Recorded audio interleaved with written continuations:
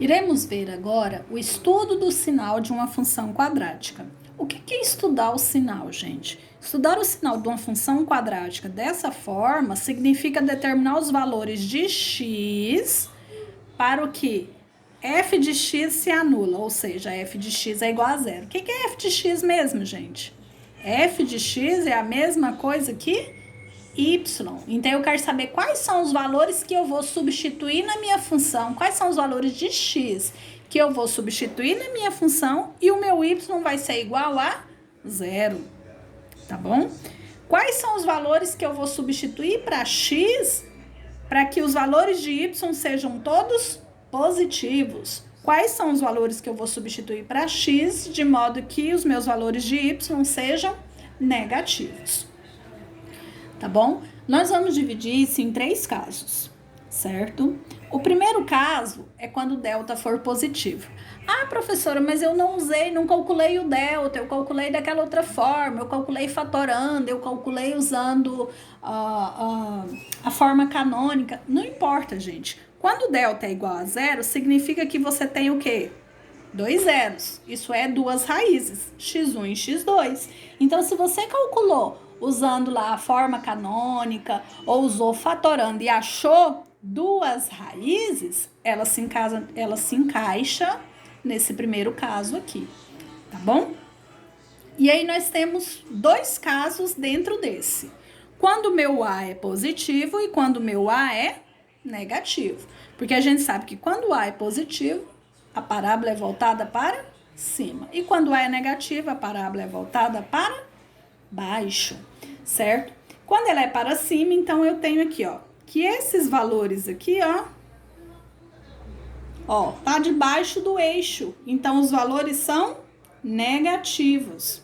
E tanto aqui quanto aqui são o quê? Positivos. Por quê? Porque estão acima do eixo.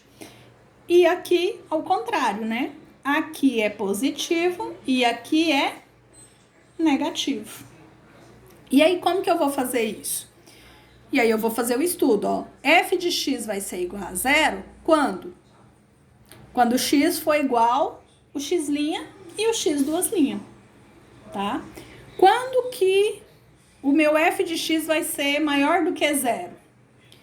Quando o meu x for menor do que o meu x2 e maior do que o meu x1. E quando que ele vai ser menor do que zero? Quando ele estiver entre o x1 e o x2. Então, tá aqui, ó. Entre o x2 e o x1.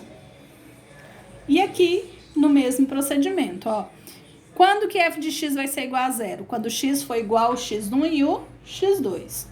Quando que ele vai ser positivo? Quando ele estiver entre as 2 raízes. E quando que ele vai ser negativo? Quando ele for maior do que esse e menor do que esse. Ok? Segundo caso. Quando o meu delta é igual a zero. Da mesma forma, gente. Se você não calculou delta, se você usou a forma canônica ou a fatoração, se você achar simplesmente uma raiz ou 2 números iguais, ela vai se encaixar nesse caso aqui. Tá bom?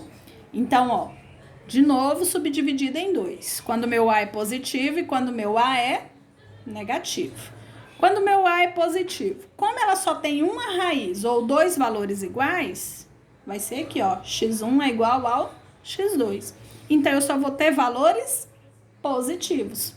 Então, eu vou ter f de x igual a zero quando o meu x for igual à minha raiz. E f de x maior do que zero quando o meu x for diferente da minha raiz. Do mesmo jeito aqui, só que agora eu não vou ter valores positivos, eu vou ter valores negativos. Então, eu só vou ter 2 abordagens, ó. Quando que f de x é igual a zero? Quando o meu x é igual à minha raiz. E quando que ele é negativo? Quando ele for diferente da minha raiz, tá?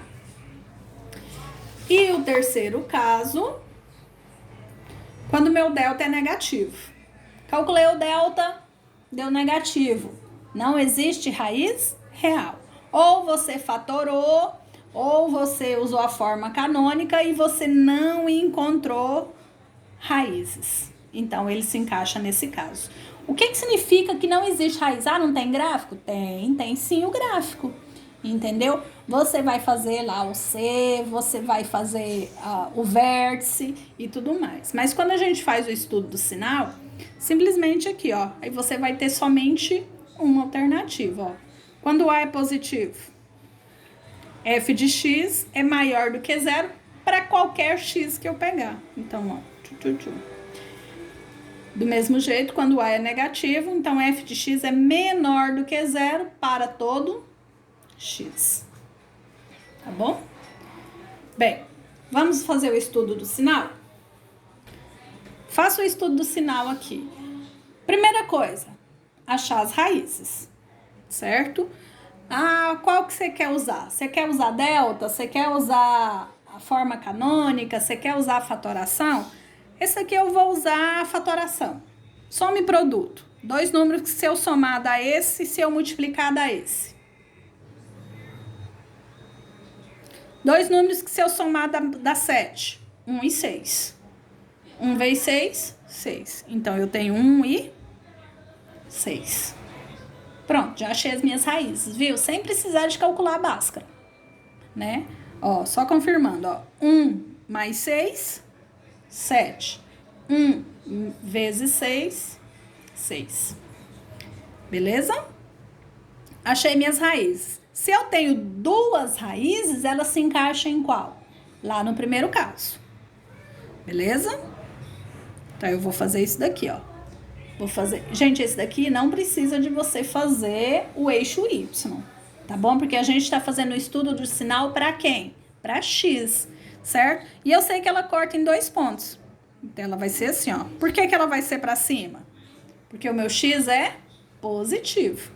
Quem é esse número aqui? 1. Quem é esse número aqui? 6. Então, eu sei, aqui é negativo, aqui é positivo, aqui é positivo. Sempre vai ser assim. Agora, eu vou fazer o estudo do sinal. F de x igual a 0. Para quando? Quando x for igual a 1 ou x for igual ao 6. F de x maior do que 0. Quando? Quando x for menor do que 1 ou x for maior do que 6. Ó, pra cá, menor, pra cá, maior. F de x negativo.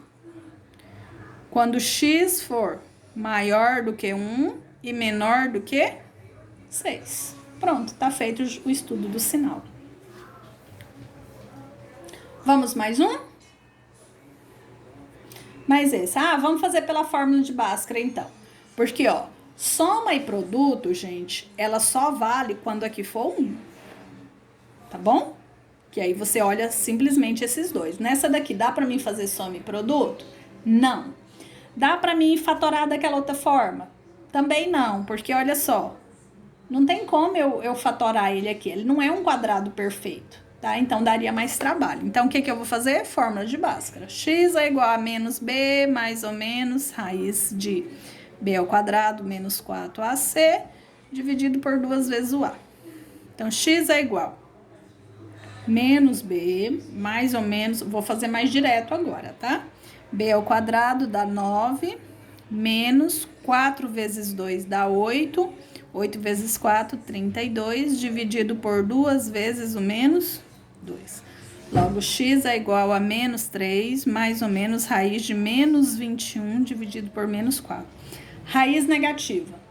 Então, não existe raiz. Beleza? Bem, então o que eu vou fazer? Vou fazer o estudo do sinal, da mesma forma. Vou observar. Meu x, ó, então quando não tem raiz, ele se encaixa em qual? Lá no terceiro caso, onde ele não vai tocar o eixo x. Aí eu vou olhar para cima ou para baixo? Para baixo. Então, basta eu fazer isso aqui, ó. Vai ter o f de x igual a 0? Não. Por quê? Porque eu não tenho raízes. Vai ter o f de x positivo? Também não, porque tá tudo para baixo. certo? Então, só vai ter f de x menor do que 0 para todo x pertencente aos reais. Pronto.